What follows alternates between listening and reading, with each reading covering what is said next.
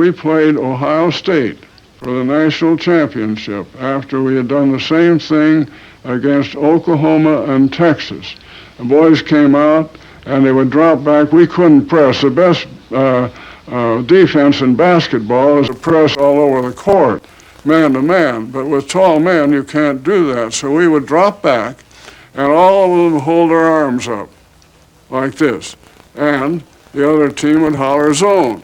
So instead of cutting and trying to break through it, they would stand on the perimeter and shoot long shots. When we got the ball, either after a goal or an interception or a rebound, we always tried the fast break, every time. When our coach called us to tell us that we'd been invited to go to the NCAA, we had never heard of the NCAA. We didn't want to go to the NCAA. The state basketball tournament of Ohio was the next week, and we wanted to go see the state tournament. The championship trophy was on top of the writer's table at mid-court.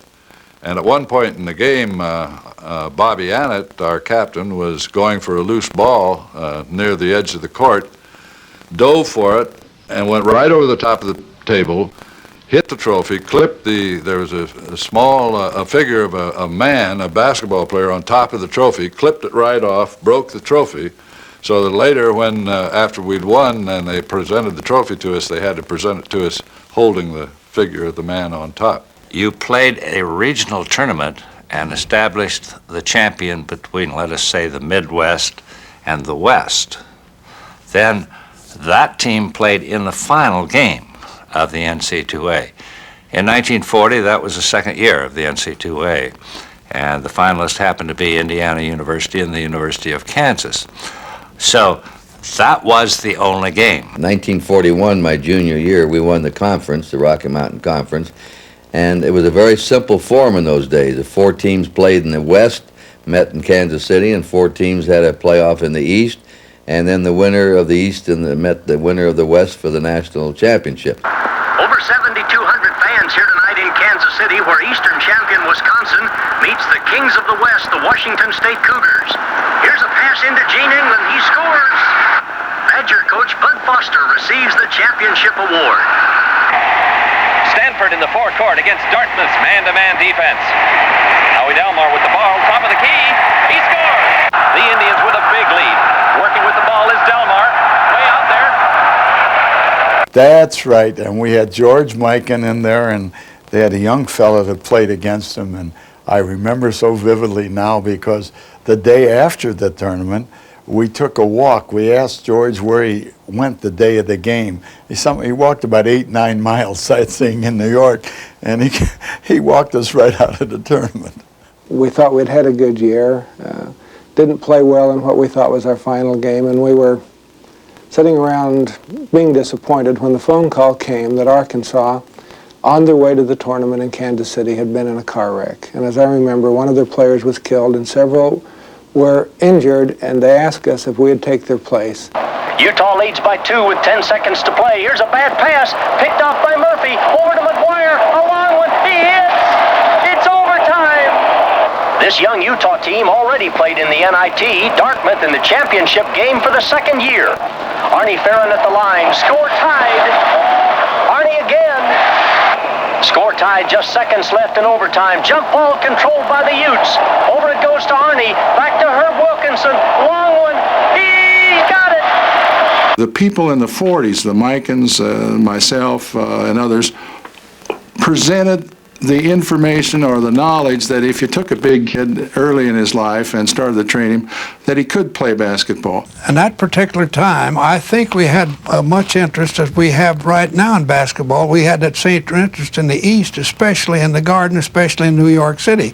Now, most of our games were played in Kansas City in that tournament. From Kansas City, then we come into New York to play. Aggies working that delivered offense. Williams to Hankins. Over it goes to Parks. Now to Weldon Kern. Looking into the big guy in the middle, into Curlin. Ooh, he's fouled. Curlin, Aggies lead.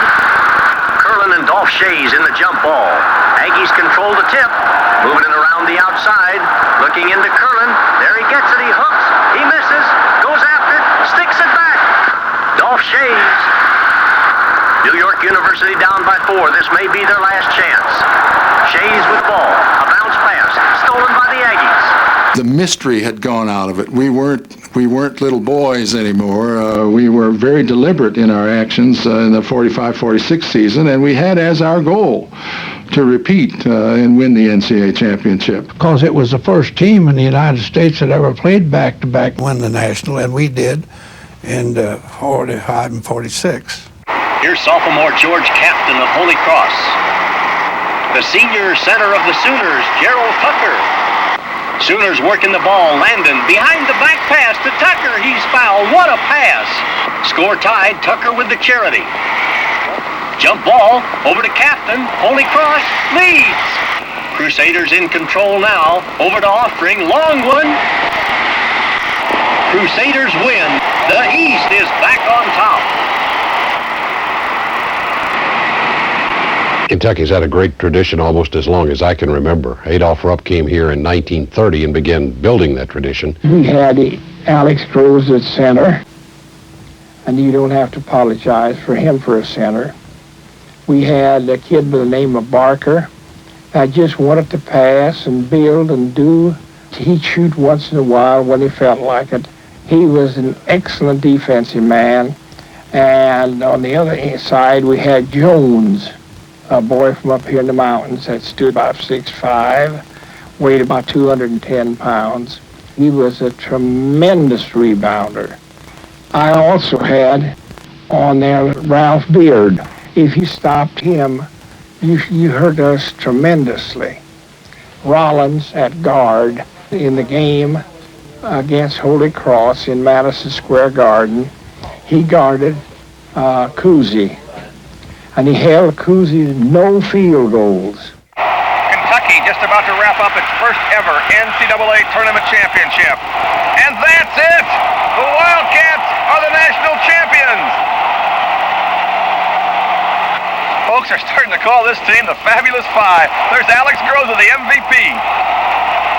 Well, AP's brand new basketball poll had Kentucky #1 this year, and the Wildcats certainly proved them right. Oklahoma A&M with the ball, but it's all over. Kentucky wins its second straight NCAA title. Well, it was two of the greatest, Adolph Rupp against Henry Iba, and the second straight Most Valuable Player award for Alex Groves. The NIT in New York was a much bigger tournament, and the schools, I know we did it early, that we had a choice of going to the NIT or the NCAA. We went to the NIT because it was more lucrative. It seemed to have more prestige. But then the NCAA just began building and building and building.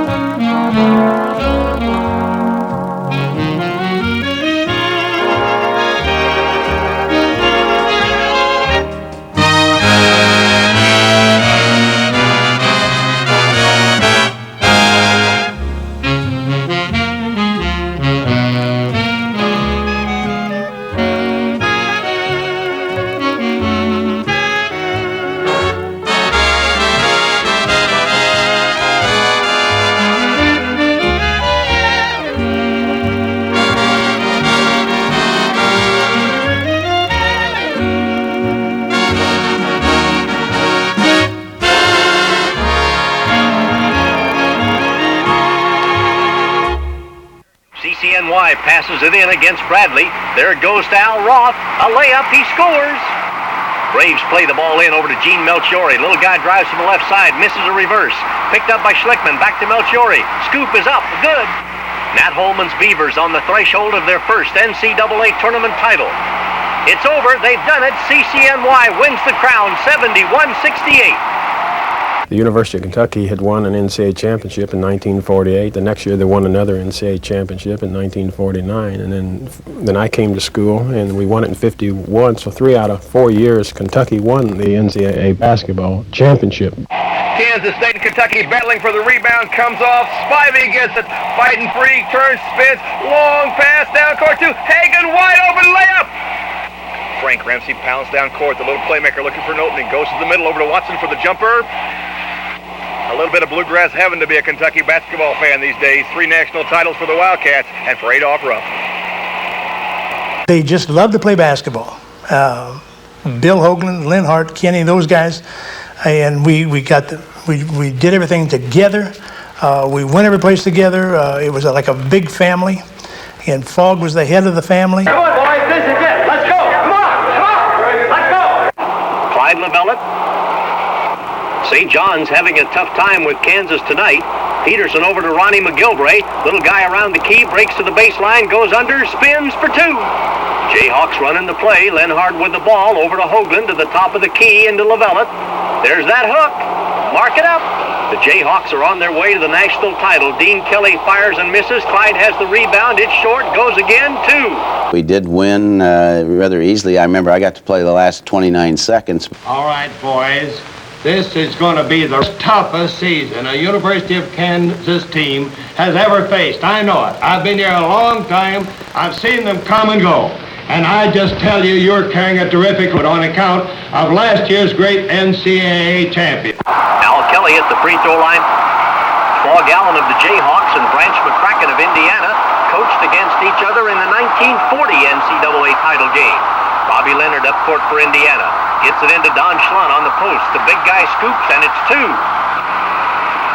Free throws in there. Hoosiers lead by 3. Less than 2 minutes to play in the ball game. Leonard over to Charlie Kroc. Kroc looking him over. Goes to the top of the circle. Cuts up the middle. There's a collision. Uh-oh, he throws the ball. That's the technical. KU can make up ground at the free throw line. Patterson misses. Patterson could cut it to 2. He does. Al Kelly shoots the technical. Down by 2, Kansas plays the ball in. Off to Jerry Alberts on the split post. To Dean Kelly, a running layup. The score is tied, Indiana with the basketball. Bob Leonard trying to work inside. Goes to the paint. He drives. He's fouled. All on the line right here. Leonard misses. Again, IU on top. Only seconds left. Last chance for Kansas. Over to Jerry Alberts. Long one. No good. Game is over. Indiana wins. Branch McCracken beats Fogg Allen again. Basketball changed right here with 1953. That basketball all of a sudden had 2 attacking forces. Naturally, the offense has always attacked the defense to score points. But now we had an attacking defense that said, hey, wait a minute, offense. The 53-54 season, we had won the Mid-Atlantic Conference, and we were told that we had to represent the conference in the NCAA playoffs. So we went to the NCAA playoffs, and we were fortunate because Bob Pettit got knocked out. We happened to beat Fordham in the last 6 seconds, and Kentucky had 3 ineligible players, and we had lost to Kentucky by 13 points down at their home court, and we were just lucky. LaSalle bringing the ball up court. They all like to touch it. They really pass it around. Over it goes to O'Hara, to O'Malley, to Blatcher. A long shot misses. Gola. Bradley under real pressure trying to move the ball in the forecourt against LaSalle. There's a pass deflected by Gola. Stolen by the Explorers. Long down court pass to Singley. Feed to O'Hara. LaSalle closing in on the NCAA championship. Still handling that ball beautifully. Off to Singley. Singley on the side. Long jumper. No good. Gola rebounds. We were a ragtag team called the San Francisco Dons. And a skinny guy in the middle who couldn't shoot, but he had this long arm that come out of nowhere, block a shot. Bill Russell was probably the biggest player in college at the time. You know, you hear stories that he was like 6'7", 6'8". He was a good 6'9" or 6'10" when we played against him. And in the pros, when Bill Russell played, he was darn close to 7 feet because he hunched over a little all the time. But he was a dominating force in the pivot. He could offensively goaltend, which was allowed in those days, and he had quite an advantage over us. If he put Russell on Tom Gola, who was the LaSalle center, then Tom Gola would be outside. He'd be a guard. He'd be a forward. He'd be driving, and that would take Russell away from the basket. So the idea was to put me on Tom Gola, and even though he'd take me down low, Russell would be in the area. Perry to Buchanan, to K.C. Jones. Long two. LaSalle trying to fight back. Gola up the middle. He got it. K.C. Jones up floor for the Dons, who's come out of nowhere. Beautiful ball handling. Off to Jerry Mullen. 15-footer. No good. Bill Russell. An amazing year. National champs. San Francisco. We almost went 2 years without a loss. You know, we lost that one game in UCLA that got it started. But the beauty of the thing was that we played with ease on that level. No pressure. Just went out and played hard. Great down pressure on Carl Kane. Pass intercepted by Bolt. Over to Perry. Perry drives. Long jumper. Guided in. Russell. Ball in the corner to Bill Russell. He sweeps into the key. Hooks it high. He's got it. The Dons 55 straight. And then in '57, I was rooming in Kansas City with Bob Spear, the head coach of the Air Force Academy. I was cheering for Kansas very much. I had helped coach the seniors on that Kansas team when they were freshmen, and Coach Dick Harp was the coach. North Carolina inbounds the ball. Cunningham has the ball deep. Shot is up. Shot misses. Cunningham rebounds in the corner. Cunningham turn around. He misses. King up with the ball. Regulation time. It's over. Score tied in overtime. Cunningham moves across the top, gives off to Joe Quigg. Quigg looking for Bob Young as Chamberlain comes out to guard Quigg. There's a pass to Young. Maurice King misses. There's Young driving, scoring. Time running out in overtime. Maurice King with the basketball. Gives off to Billings. Billings down the left side to Elston. Back out to Billings. Chamberlain in the middle. Chamberlain the ball. Shoots. Score. Tie. Cunningham with the basketball. He gives off to Kearns. Kearns goes around the screen. Heads toward the right-hand corner. Puts a shot up. Chamberlain rejects. Kearns drives, Kearns shoots, scores! North Carolina leads by 4. Pass goes to Elston, into Leneski. Leneski looking for Chamberlain, gets it into the big man. He turns, moves into the center, shoots, scores, and he's fouled. Chamberlain shot good, 52-51. King at the line, shot up, game tied. 42 seconds left, game tied. The ball comes into Gene Elston. Elston back off to Parker. Parker dribbles across the top. He's looking, gives it back off to Elston. He's in the corner. Elston starts to make a move, goes toward the baseline. He's fouled. Elston at the line, second shot in, good. KU by 1. 6 seconds in overtime. KU leading by 1. Quick with the basketball. Drives for the basket. He's fouled. Tied up by 1. Leneski fires the ball in, tries to get it to Chamberlain, can't. The ball is deflected, goes off to Kearns. Kearns with the ball, it's all over. North Carolina wins a triple overtime. The 1958 team was really a big surprise. Coach Rupp had said early in the year that he had a Carnegie Hall schedule and a bunch of barnyard fiddlers, and they became known as the Fiddlin' Five. Seattle's Elgin Baylor brings it down, moves off to the left side, out to the top of the circle to Francis Saunders. Saunders to Otoric. Otoric back to Saunders. He lets it fly from the outside. It rebounds off of there. Baylor taps it in.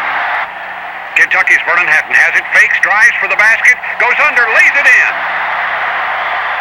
Seattle's Charlie Brown feeds to Saunders. Saunders in the top of the key to Baylor, spins, fires, bingo. Kentucky's John Krigler brings it down, pitches the ball back to Johnny Cox, sets, fires the 20-footer. It's no good. It's tapped back to Cox. It goes into the right corner. It's in the air and good, and Kentucky pulls away. And after the tournament was over and Kentucky had won the NCAA title, Coach Rupp said they still weren't violinists, but boy, they sure could fiddle. Yeah, it started with a radio announcer named Dick Baker. Because Wilt had a name, Wilt of Stilton. Elgin was called the Rabbit. And he told me that he nicknamed me the Big O. Bearcats #1 ranking in trouble. They're on the defense. The shot is no good. Robertson up for the rebound. Brings the ball down himself. Takes it across the center line. Since he needs a basket. Robertson to the free throw line underneath the open man. Robertson with the ball, moving toward the basket, squaring off for that jumper. Back to the basket. He goes up. He passes underneath. A layup. Robertson on the move. Down the right side. To the corner. Stops. Up for a jumper. True for two. Because sometimes the greatest teams never win. There is a lot of luck involved, and people don't understand that about sports. They think the best team always wins. It does not. West Virginia needs this basket. No good. Jerry West with the rebound. Yes. Game tied. Bob Smith looking for the basket. Underneath, Jerry West maneuvers, clear, and hits. Himhoff way outside of the perimeter. Over to Dalton. Dalton shot true. It's over. California 71. West Virginia 70. I did not like to lose. It was painful for me to lose. And maybe the one thing that I regret in my career that I did not understand that somebody had to win and somebody had to lose.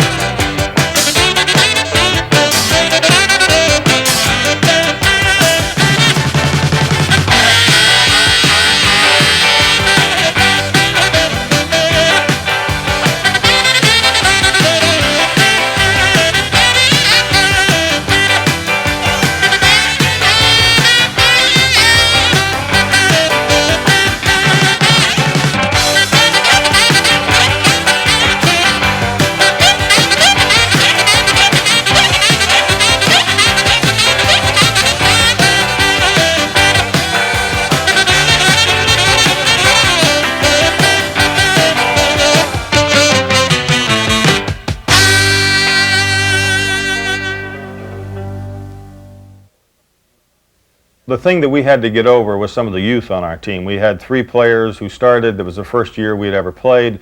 And so there was certainly some adjustment in that particular area of our lives. But after we had played maybe 10, 12 games of the season, I think we all understood and knew that we were a special group of people, that we had unique talents, and we may have an opportunity to do something very special.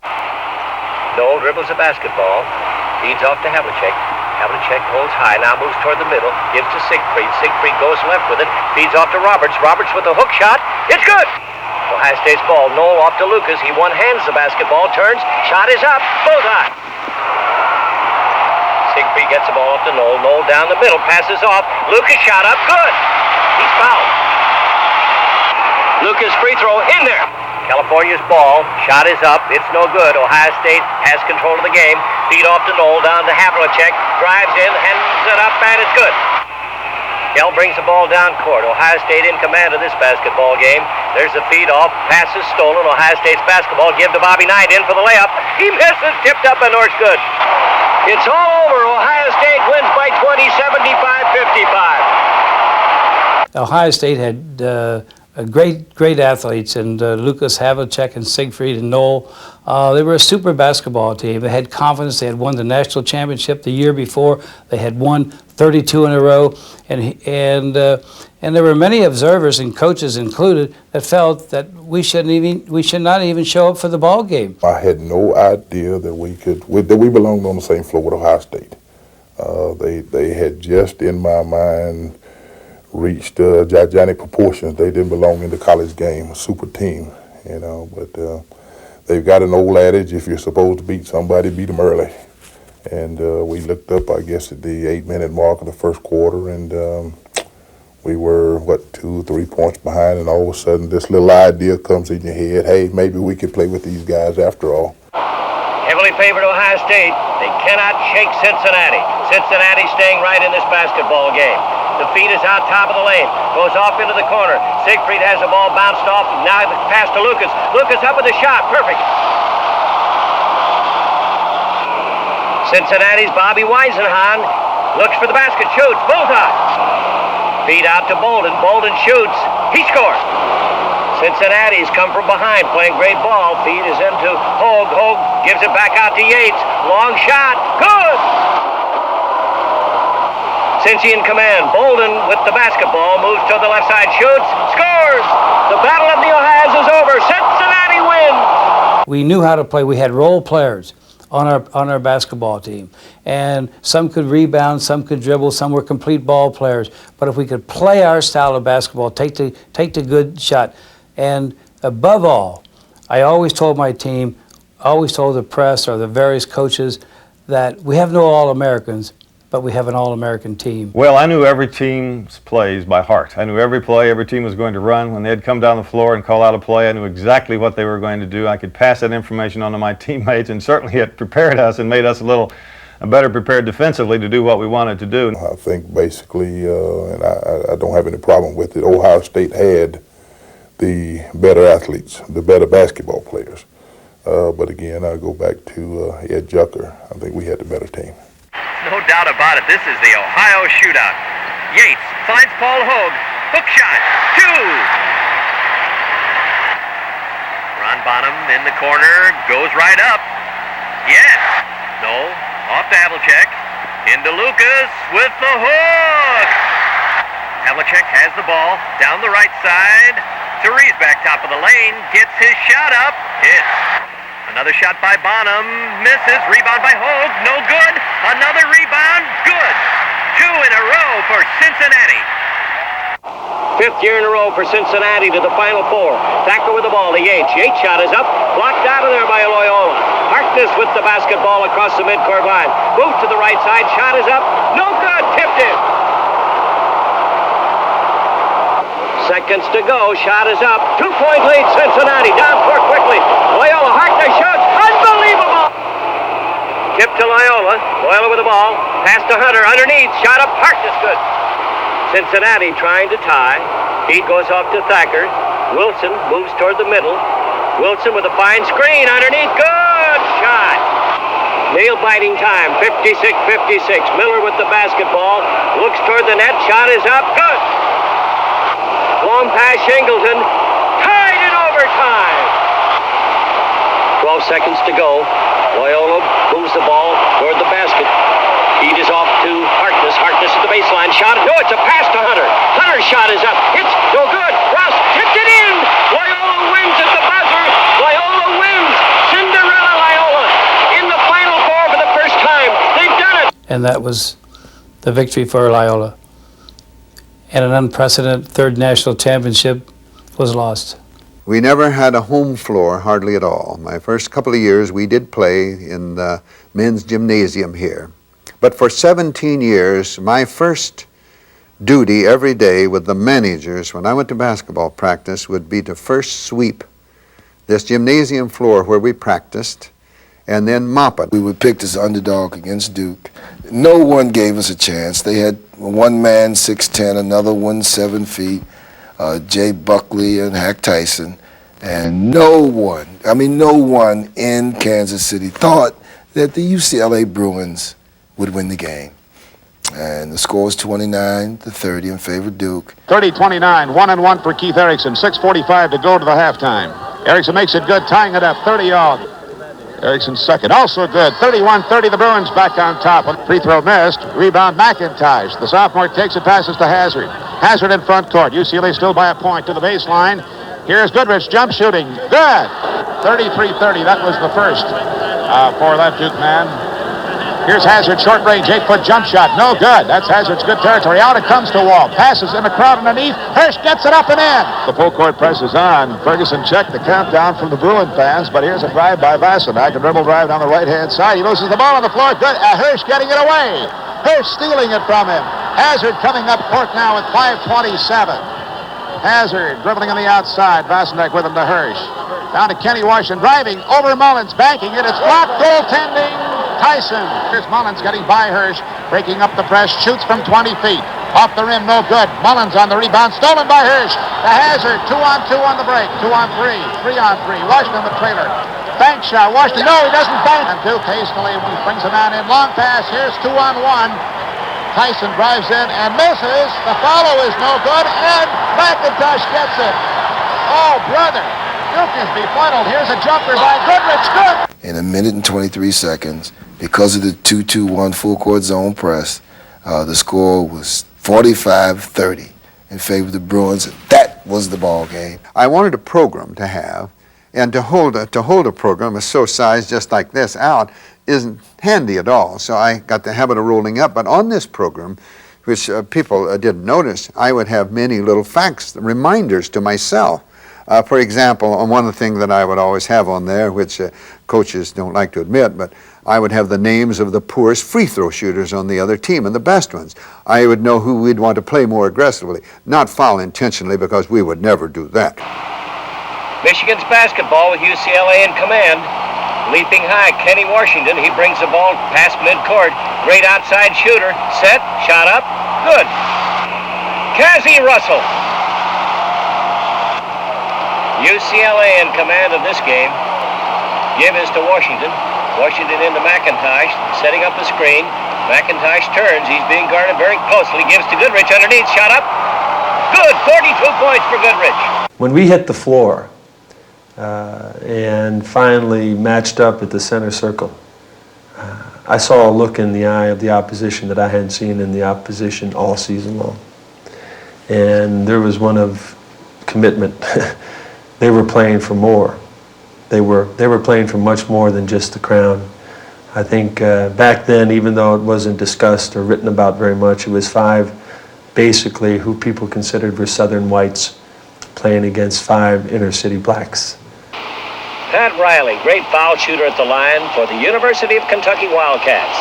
Shot good. Texas Western will put the ball in play. Bobby Joe Hill, 5'10", the playmaker for this fine Texas Western team, the underdogs in this game. He'll set up to play underneath to Latin. He scores! Kentucky down court with the ball. High post, feed off to the right side. Dampier shoots, good. Bobby Joe Hill, great playmaker. Looks around to someone to feed to. Flournoy gets the ball underneath, easy layup. Kentucky with their hands full. Wildcats bring it down. Bobby Joe steals the ball. Here comes Hill.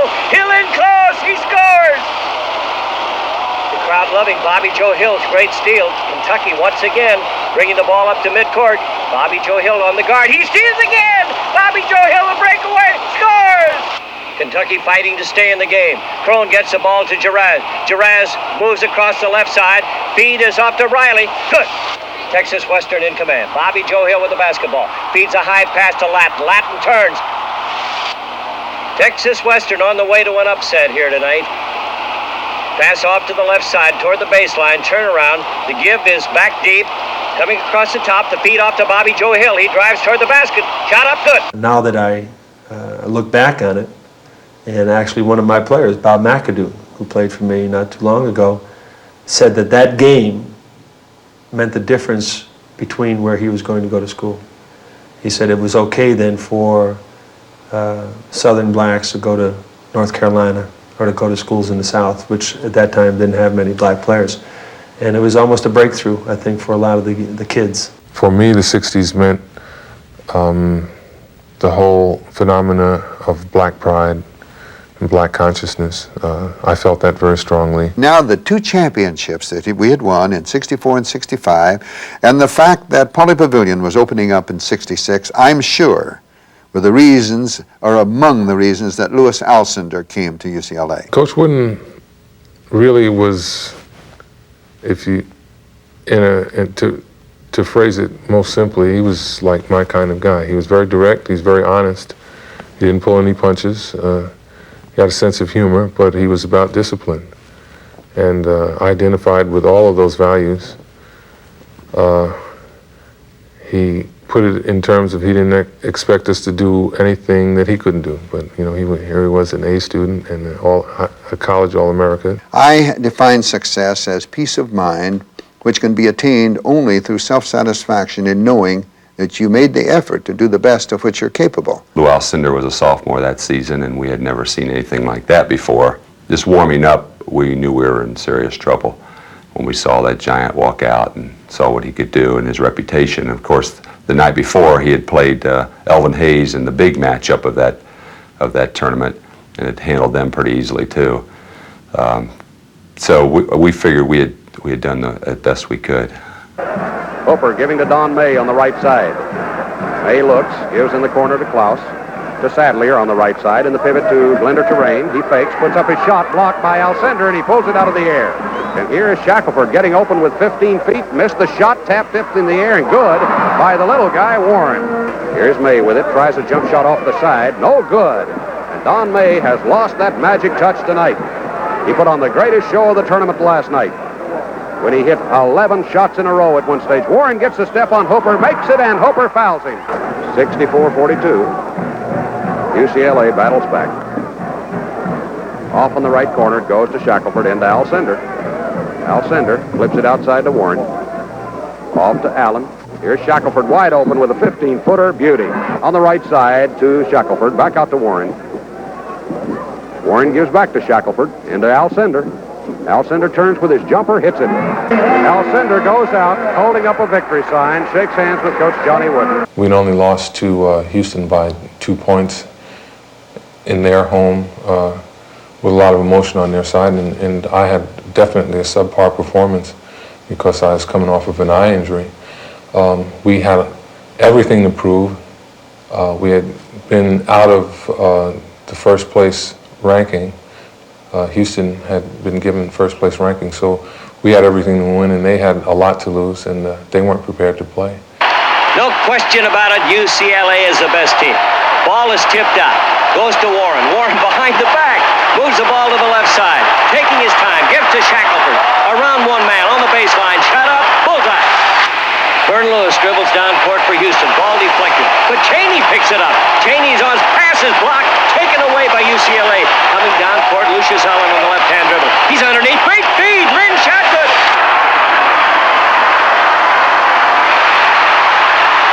We won the regular season ACC, and they said, before you go to the NCAA, you must win the tournament. And that didn't seem fair to have to prove it all over again. And then we won the tournament. And I remember saying, we're just thrilled to be in the NCAA tournament, and anything that happens is gravy. Alcindor gets the opening tip.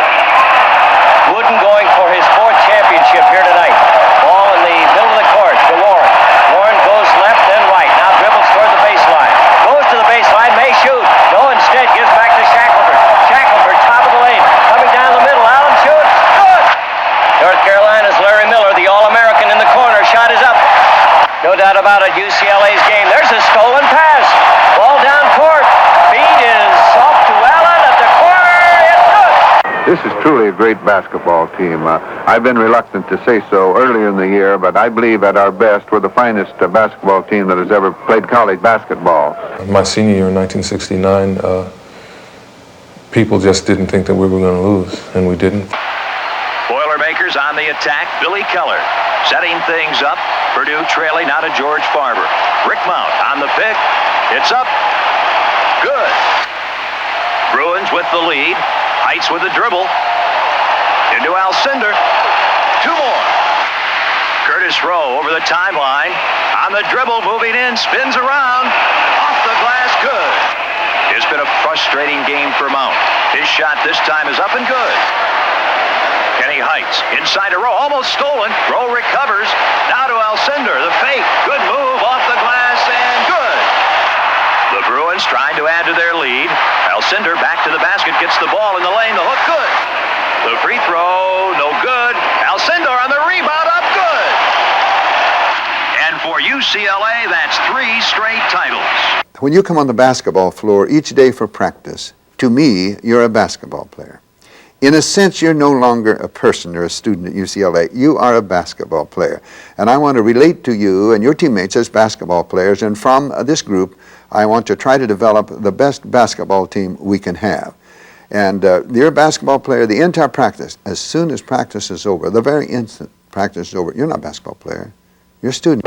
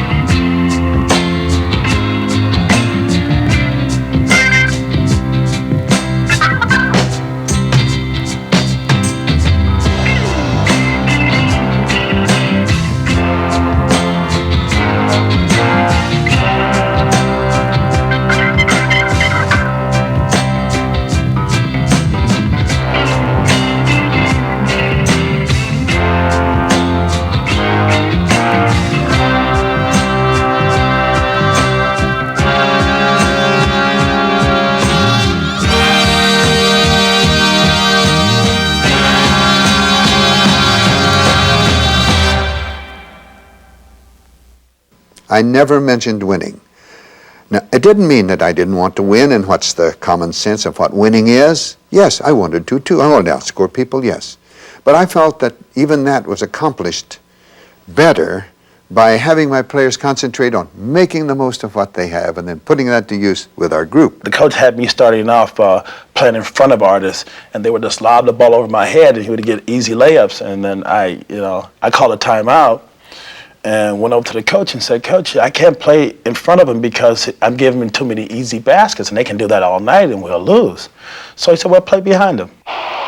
Now the Dolphins, Weeda King, over to Morgan. Big Gilmore inside for Jacksonville, takes the pass up, the shot. Oh, it's blocked on a great play by Wicks. Here comes UCLA back, Curtis Rowe. Only one man back for the Dolphins. Over to Vallely, into Patterson, the layup, good. Rowe, Patterson, now to Wicks. His shot is up. Jacksonville with the ball as the Bruins close in on a fourth straight national title. Inside, Artis Gilmore. And again, oh, Wicks blocks the shot. And then the coach said, starting tonight would be so-and-so. I started reading off the names, and he excluded Curtis' name and my name. And I looked at Curtis and said, "Well, what's going on?" And he said, "I don't know, but we're going to find out, right?" I said, "Yeah, okay." So then when everyone walked out, we went up to Coach Wood and said, "What's wrong?" And he said, "You guys were 2 minutes late to the pregame meal." And we said, "Whoa, that's why we're not playing tonight?" He said, "That's why you're not going to start." I used to tell my players, for example, now don't expect me to treat you all alike. I will not treat you all alike. I'm going to try to give each one of you the treatment you earn and deserve. And I'll have to make the judgment on that, and I could be wrong. But I know that, in my opinion, the most well, the surest way to show partiality is to treat everybody alike. UCLA's Henry Bibby pulls up with a jump shot. It's there. UCLA in a full court press. Patterson intercepts, gives to Bibby. Bibby's jumper, good. Ford takes the ball, gives it over to Inglesby, who's going to throw it inbounds. Throws long, down court. He has Clarence Smith. He pulls up, six-footer, good. Patterson again, good. Inglesby works it down for Villanova. Gives in to Siemiankowski. Puts it up in the air, got it. Schofield on the run, throws to Wicks. Loses the ball, put in by Bibby. A desperation heave is no good. The game's over. UCLA wins 5 in a row, 7 out of 8. Good luck, Jay. Congratulations. You showed how much I thought of you when I worked hard to get you out of the zone. You knew what okay. Listen, no problem. I understand. Very good. Congratulations. Coach Wooden, he has this great image and this great persona about him. But really, he's greater than his image. Florida State's Greg Samuels runs it down, pulls up in the corner to Ron King, lets it fly, got it. Wilkes passes into Walton, takes it back, goes in, scores. Greg Lee passes to Wilkes, turnaround jumper, got it. Coles drives, Walton picks him up, gives to Royals, got it. The UCLA press is on. There's a loose ball. Curtis has got it for UCLA. Moves over, passes into Bibby. It's no good. Holifield tips it in. UCLA wins 81-76, another national title. Don't get carried away because you're doing well as a basketball player. That's a short period of your life, and even if you play professional basketball, when that's over, the vast majority of your life, the years of your life, are still going to be ahead of you.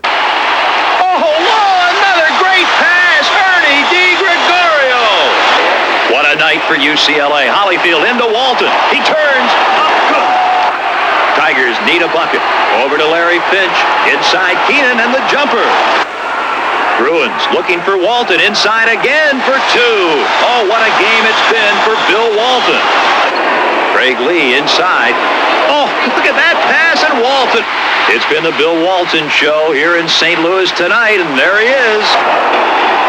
UCLA has done it. They said it couldn't be done. They've won 7 in a row and 9 out of 10. We became worried with the dominance of UCLA that the people would lose interest in the NCAA tournament when one team is going to win it all the time. Well, the semifinal game against North Carolina State, when we had a good lead a number of times, and we just couldn't hold on to that lead. And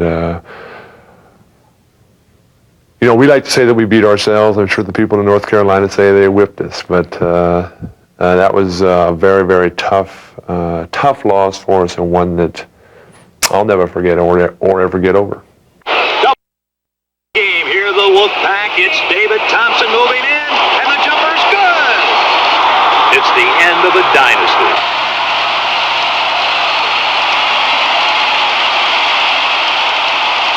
Bull Rivers again to David Thompson. It's up, good. To Maurice Lucas on the turnaround. Into David Thompson. At midcourt, Monty Town. North Carolina State setting up Spence to Tom Burleson. Oh, look at that domination. A battle. Thompson fighting, and Spence grabs it. Goaltending. They're calling goaltending, and that'll count. Now Al McGuire's up. McGuire's on the court, and he gets a technical. There's the little man.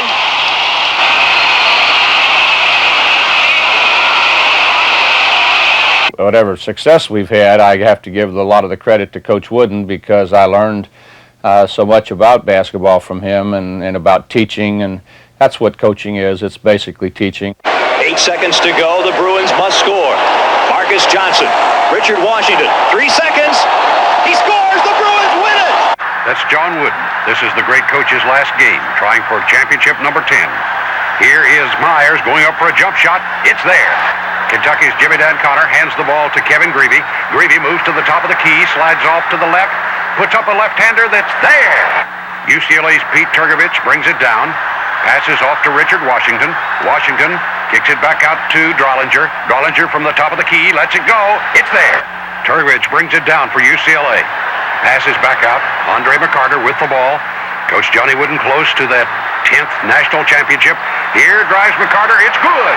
And Coach Johnny Wooden completes 27 years of coaching, winning his 10th national championship. I mean, I'm just really proud to say that I was a UCLA basketball player, that we won a championship. We won Coach Wooden's last championship, and that fact in itself is something that I'm probably most proud of, that we were all a part of that last championship together with Coach John Wooden, who's going to go down as the greatest basketball coach in collegiate basketball history. The person that had the greatest influence on my life was my late wife. That was my high school sweetheart, and my wife for 53 years before I lost her, but my sweetheart for 60 years, and was the reason for my staying in school probably when things were difficult from a financial point of view, and the support that she gave me all through my years of teaching. Indiana had a great team.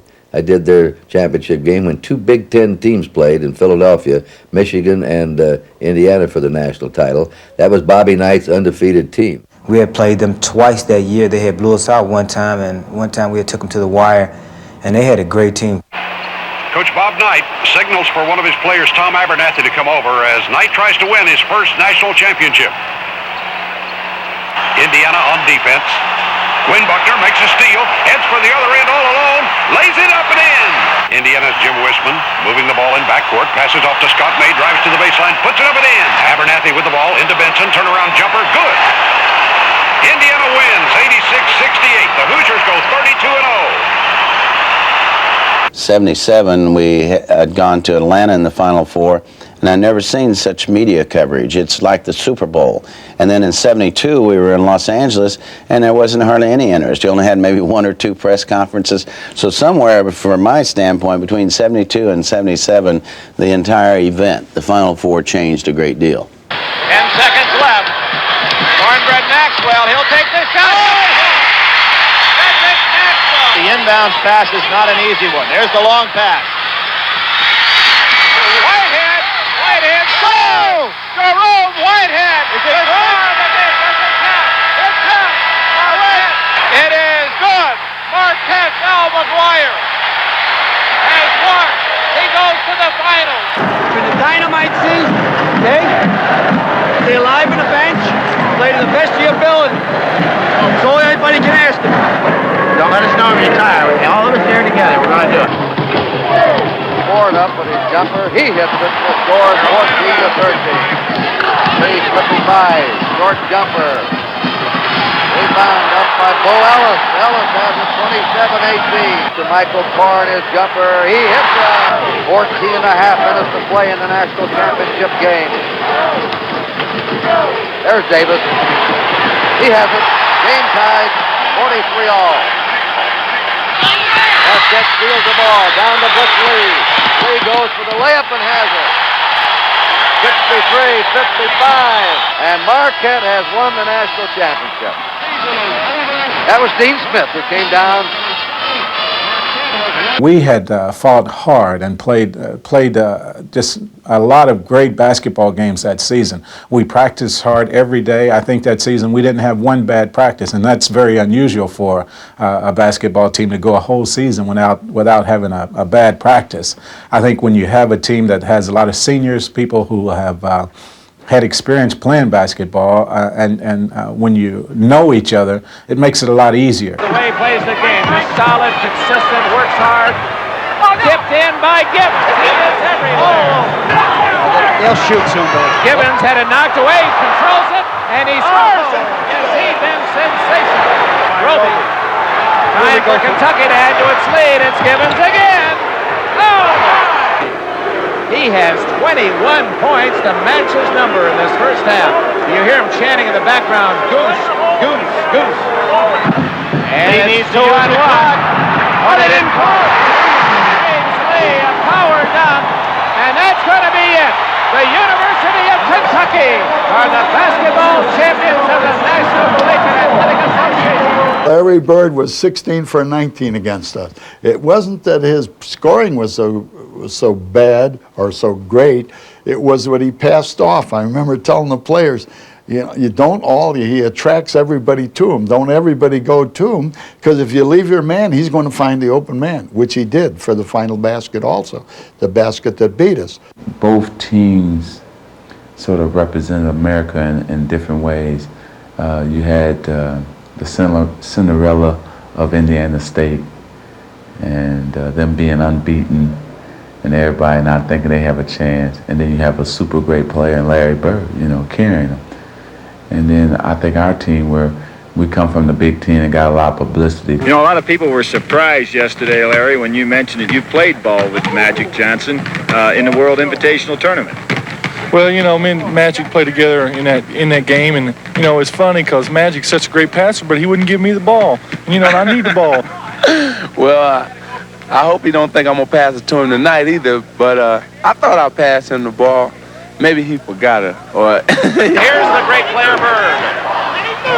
Reed open. Indiana State takes the early lead. Rebound Johnson. Magic Johnson with the ball. Oh, he scores! And he is fouled. Look at Irvin Magic Johnson. Bird. Oh, what a shooter. Michigan State with the ball and the lead. Magic Johnson from 15. Anytime Larry Bird touches it, there are about 3 people in his area. Bird, Johnson, 3-on-1. Here it comes. The alley-oop to Greg Kelser. Long pass to Kelser. The coup de grace. 12-11. Well, that Reed has hit 3 long. Oh, there's the pass. Look at Johnson. It's all over. Michigan State University, national champions, 1979.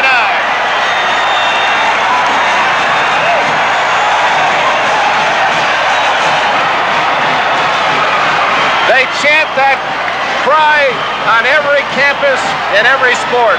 Everyone wants to be number 1. The whole world is watching. The whole world is watching.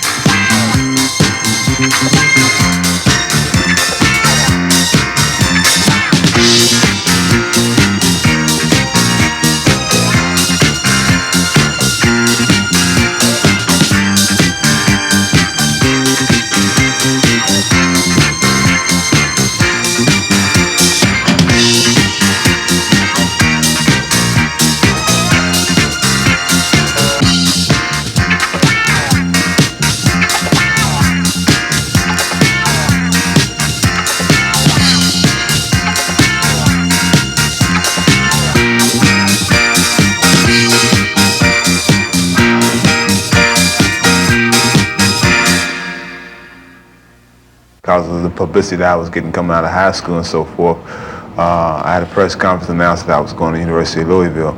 And at that time, which was in 1976, I made a commitment to the city on national TV that we would win a national championship. We had such a young team. We started 1 freshman and 3 sophomores, and Darrell Griffith was our only senior starter. And I think the funny part about that team was that they drew their strength from Darrell Griffith. They were very young, inexperienced. Nobody thought we had a chance to win it. I didn't even think we had a chance to win it. 2 minutes left in a low-scoring first half. Griffith, good fake. Oh, my, what a play. Kiki came over and tried to intimidate him, but he just went up over Kiki. Foster all the way. He scores. There's a little one-on-one, folks. Darrell Griffith. Oh, what a shot. Griffith. Not there and banned away. He's done a job in the second half on the board. Long pass to Sanders. Oh, great catch. The intensity in the faces of the athletes. Lob. And oh, yes. you want to catch that one. I think this is a wise move by UCLA to try the zone a little bit because you figured Griffith was going to try to take Holton one-on-one. Excellent move, but he's going to shoot. And hit. Darrell Griffith, the leading scorer in the game with 21 points. Griffith looking to tie. Get back. Play by the sophomore Eaves to tie the game. Now the man will shoot. Told you the man would shoot that time. Louisville unique all season long. They made the opposition play 94 feet. Constant pressure. And part of Louisville's success is they've worn down opponents, forced mistakes. And there's another. Denny Crum at age 42 will be the coach of the national champions in 1980. Larry Brown fighting like that terrier down to that final second. And there's the most valuable player, Darrell Griffith. Ladies and gentlemen, if I could have your attention for just a moment.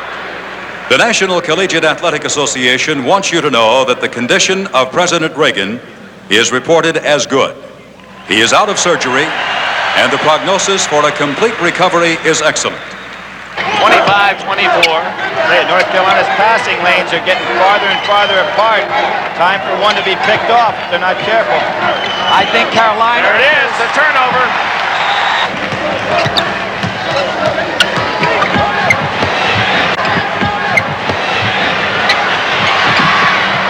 Jimmy Thomas. Isaiah and Tolbert, and he is fouled. There's your official clock. Thomas with the ball. And the man, Isaiah's going to take Jimmy Black. He's got 2 fouls on him. Whitman at the buzzer. Indiana leads 27-26. 63-50. Isaiah Thomas, when it comes down, Indiana will be champion. We had 4 returning starters, and then we had a freshman, the name of Michael Jordan, come in for Al Wood. Now, Michael, as great as he was as a freshman, wasn't as good as Al Wood was as a senior. But yet those other players improved so much, they were determined to come back and win the national after finishing second the year before. This is a great one. 56 all. Michael Jordan has led both teams in rebounding tonight, and he got in again on another offensive rebound. 57-56, Carolina. We're seeing a little 4 corners look right here. Worthy out to Jordan. This is a half of a 4 corners. 5:41 to go. North Carolina sitting on it. Ewing's got to be careful. He has 3 fouls. Playing Perkins. Black almost lost it. And he's fouled by Ewing, and that's 4. Patrick Ewing has to be careful, and John Thompson calling a great timeout here. Out to Gene Smith. They don't want him shooting. He's not that good a shooter from outside. Ewing's going to try it. He and it's a 1-point ball game with 2.5 minutes to go. Long. That wasn't even close. And now Georgetown can take the lead. I figure Sleepy Floyd's going to go for the jumper. Is he ever? Fake beautifully. Once, twice, gets a roll. They are not going to come out and chase, and North Carolina now cannot go to the 4 corners. With that odd point, we're going for a game-winning or a losing shot, and Dean Smith asks and gets timeout.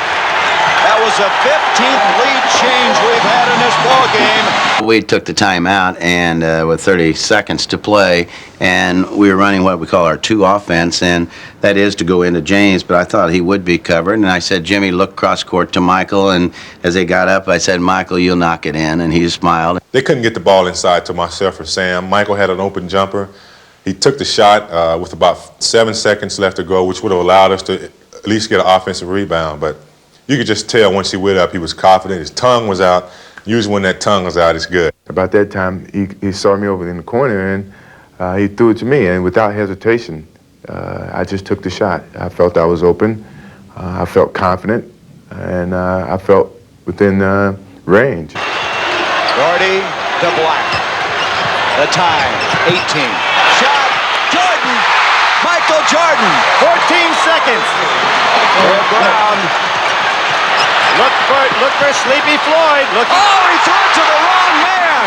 He threw it to Worthy. It's over. It's over. He's fouled by Eric Smith. Fred Brown somehow or another threw the ball into the hands of James Worthy. Look at Dean Smith, totally in control. Everybody going crazy.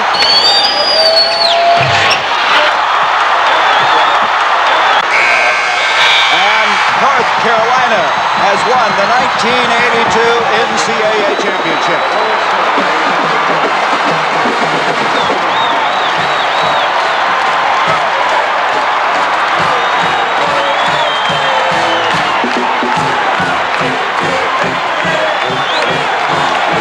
We wanted to do it for Coach Smith. A great coach deserves an NCAA championship. In 1983, in the Final Four, the Louisville-Houston game involved the Phi Slamma Jammas versus the Louisville team that had a bunch of big running and jumping players too.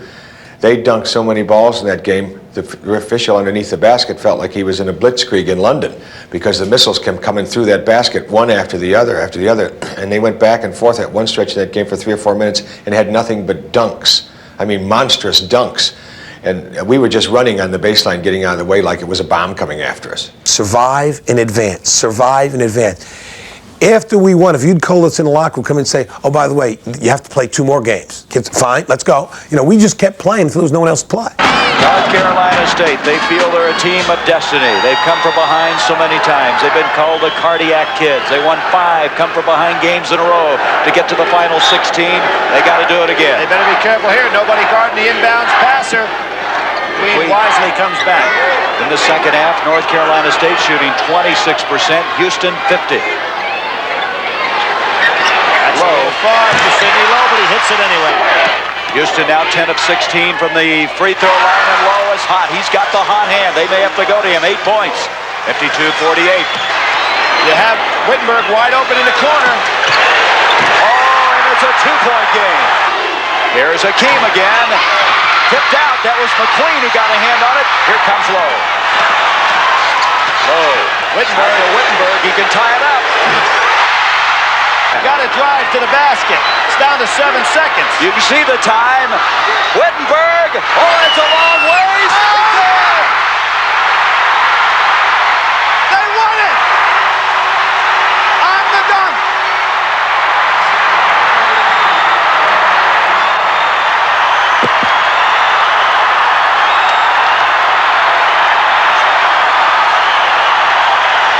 This is the thing for which the players, the coaches, the fans, this is what you gear your season towards. This is what you work for. That's the excitement. That's the artist's best picture.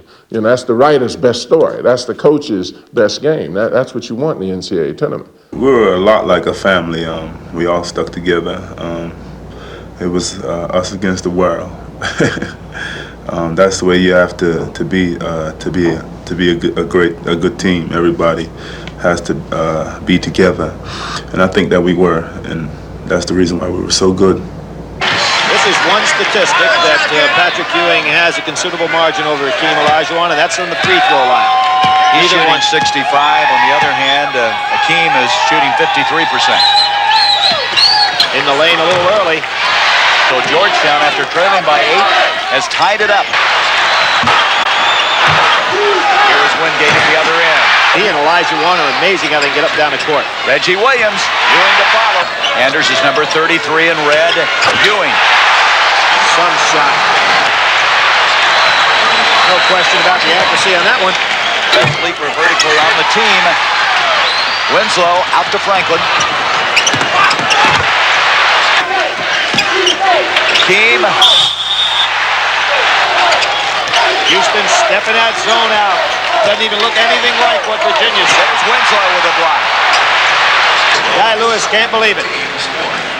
Tough to chase when you spread the court out this way. Here comes all the way over to Jackson.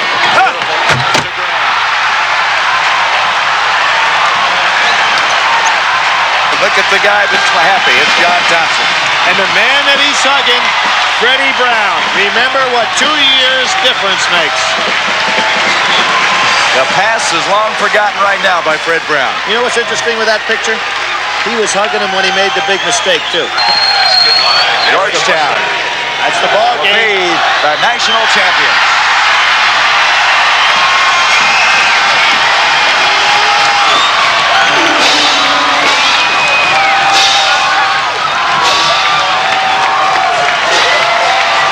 I think the Big East Conference is one of the best conferences in America because you never know how a game is going to come out. And when the season is over, you say, it's over with. Now we can get in the NCAA tournament. I don't have to see these guys anymore. And then here we come marching to the Final Four. As soon as we get to the Final Four here, 3 Big East teams there. And I said, oh, my God. There's something that the players will always remember. And people may forget, well, who won it in 85, who won it in 86. But the individuals will never forget the feeling of stepping on that court. Hey, we're here. There's a lot of hoopla going around. There are all kinds of scouts and people in from all over the country. The media from all over the country that is there. It's really exciting. And then you have college basketball fans who are probably the craziest fans in the country. You've got guys with their faces painted and basketballs on top of their heads and all kinds of things. We're going to play this game to win instead of playing not to lose because we were the Cinderella team, and everyone said, oh, geez, it's really great. We're going back. They were going to get kissed by their girlfriends, and they're loved by their moms because we got to the Final Two. We were going to already had the parade all set up, so we couldn't cancel that. So we might as well just go out and play. Wingate, and the Hoyas lead. They lose it. Bounced off Brodnack's foot, right to Dwayne McClain, and now Villanova trying to regain the lead. Raleigh wants a timeout. He wants to set strategy. Excellent move by Raleigh Massimino.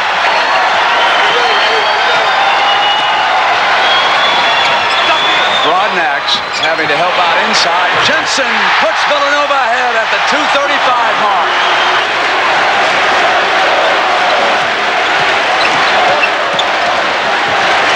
Being behind, Villanova can't go Georgetown can't go four corners. Wingate has lost it, and Pinckney is fouled. This the last college game for Patrick Ewing at Georgetown. The end of an era. 3 times in 4 years, he has brought him to the title game. And for Ed Pinckney, his last game, they've dueled each other for 4 years. Ewing. McClain rebounding inside of a minute, drew the foul, and Villanova with a chance to stage one of the greatest upsets in the history of the NCAA championship finals.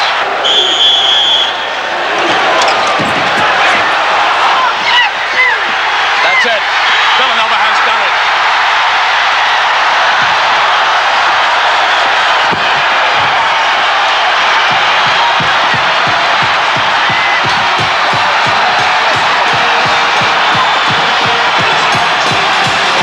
And I can still see the expressions on the faces of the Villanova players after it ended, when they all went over and they were hugging one another and Raleigh Massimino was in the middle. And I'm not sure that those youngsters realized what they had accomplished. I think they had to sit down and watch the videotape and see for themselves that they had beaten Patrick Ewing and this mighty Georgetown team. Years ago, the Final Four was different. It was a 32-team field. The regionals were based on teams just from that region, and sometimes the West was not as strong, so teams from the West and the Midwest, by winning 2 games, could get to the Final Four. Now it takes 4 games against teams from all over the United States just to get to the finals. It wasn't an easy road to the championship, but we had been accustomed to playing that kind of a schedule because we had played most of the top teams in the country already, and when we got into the championship game with Duke, it was to a point where they had won 21 in a row and we were 15 in a row. Dawkins went head-to-head against each other. Wagner lost the ball off his sneaker. Here comes Dawkins, who was fouled. Duke puts Johnny Dawkins low. It's not often that Wagner sees a guard go low against him. And then he pops out to the top of the circle. Brilliant shot. At this pace, Brent, will nobody be able to go the full game at this pace. Dawkins again. It's a 3-on-1 break for Duke. Dawkins. And Thompson stays with it, comes out with the rebound, and here's Ellison. What a great defensive play. 3-on-1 stopped by Thompson. Turnaround. That's a 4-point turnaround. There's Wagner misfiring, but Ellison with an aggressive move. Wagner and Allery blocked it, and Ellison cleaned it up. Here it is, a clear out for Dawkins. Good help by Hall. Jumps in, and it's stolen by Ellison, the center.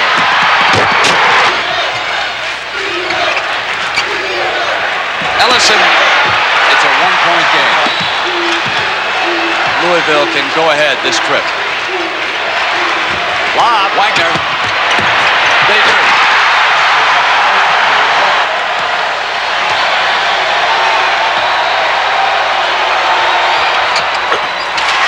This was the last drill that both of these teams practiced today.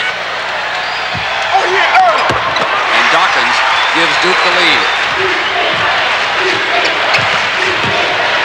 Thompson off a nice fake. They must hurry. Ball takes the shot and misfired, but Ellison was there. It's a free throw for the national championship. Louisville will win it. The Cardinals have won the national championship. Denny Crum does it again. 4 times in the last 7 years to the Final Four. The game evolves. You know, the players keep getting better and the coaches get more sophisticated and the officials have to keep getting better too. The rules changes, I think, for the most part have helped the game progress. They went to the shot clock, as everyone knows, a couple of years ago to keep the games from being totally stalled, and now we have the three-point play. Alford's three. Douglas penetrates and gets it. The Orangemen come out. Have Trish. He wanted it, Trish. It's off the cut. It's Smart again. Alford tied up. Wanted Smart. Got it taken away by the Orange defense, and Douglas comes away with it. Would you believe the move? Syracuse leads. Cycling open. Garrett's pushing. They had 26 left on the 45, and they went right now, and Smart comes back at the other end. Tied at 70. Thomas tried to draw the foul. Trish gets it to fall, and inside of a minute, Syracuse leads. Short. He misses that one. Smart has it, dribbles it out. Smart comes up inside of Monroe, hits the 2. And a quick timeout is called at the 30-second mark. A smart play by Smart. He's short. Indiana can win it. And they decide to put Douglas on Alford. And they go man-to-man.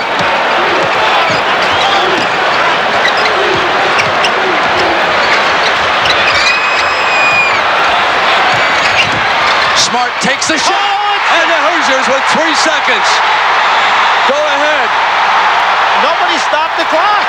Nobody stopped the clock. Here it goes. Indiana wins the championship. Keith Smart is the hero.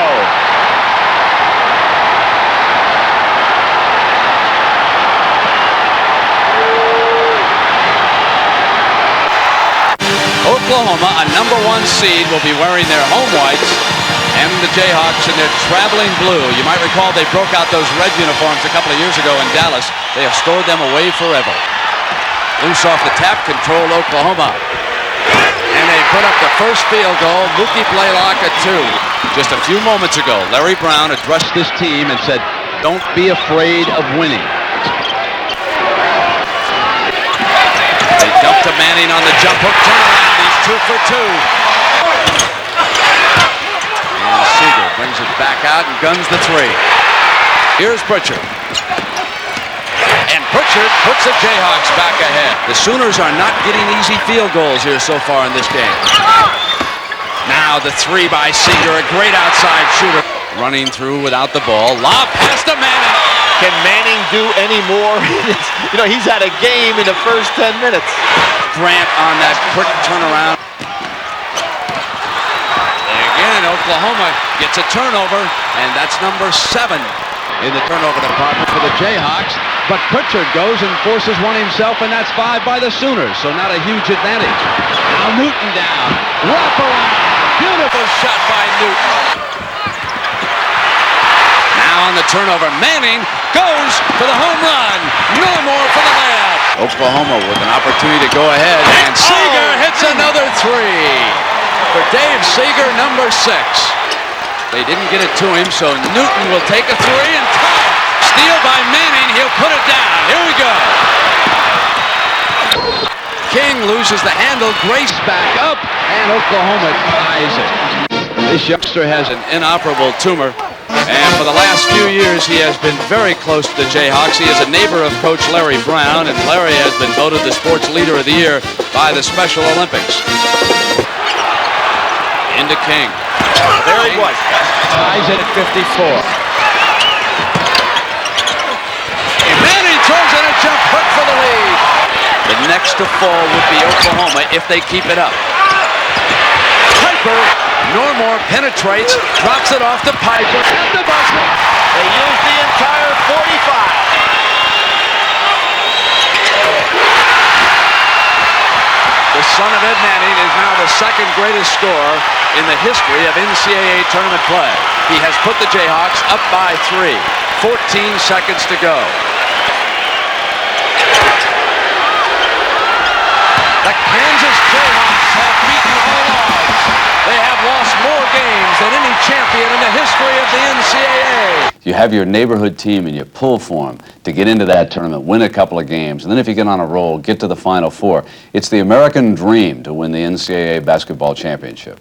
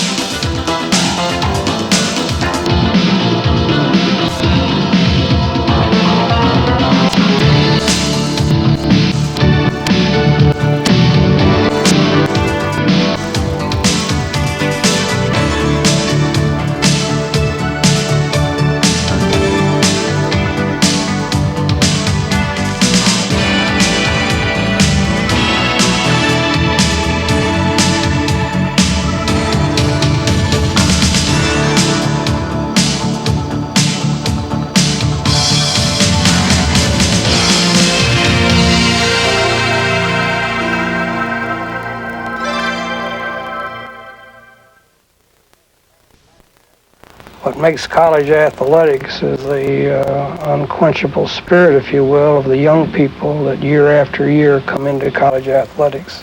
That's what makes it so exciting.